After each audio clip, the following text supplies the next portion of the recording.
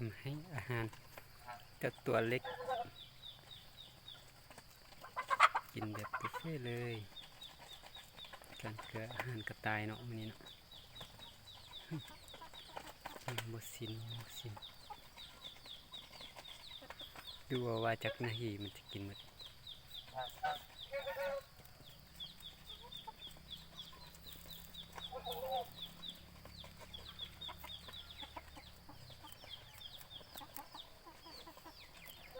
ตายกินทักยอดเดียว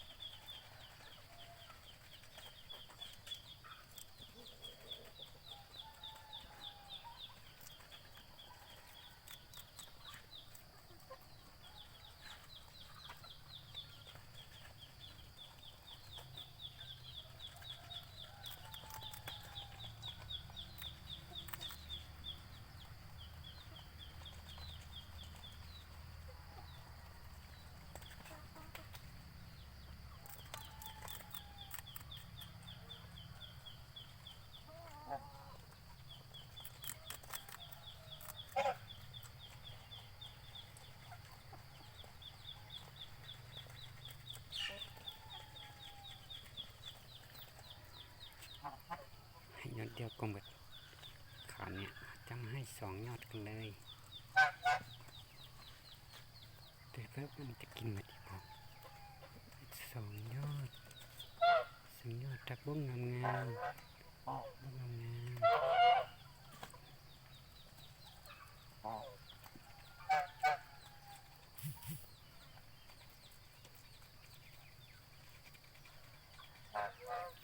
ไม่หลายเลยกินแบบบุฟเฟ่กินคือผู้ใด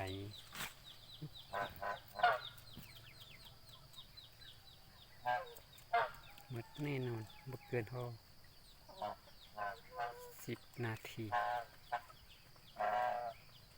ไอตัวกินหักเอ้ยน่าสั่ง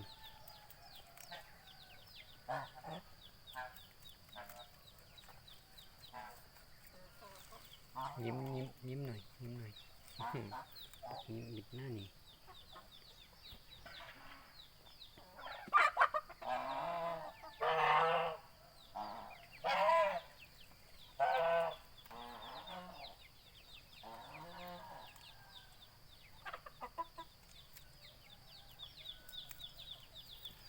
กระต่ายก็มีตัวไอ้ไดโนเสาร์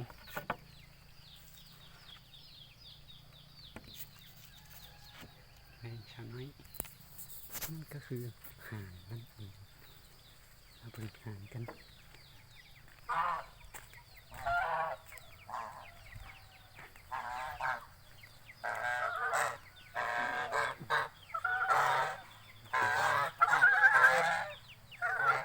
น่ารักมากเลย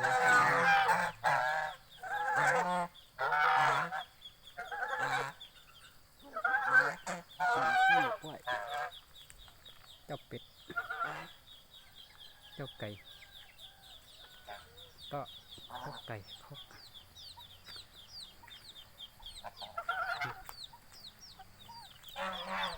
เป็ดน้อยตะนางล้อมรั้วด้วยตะนาง อืม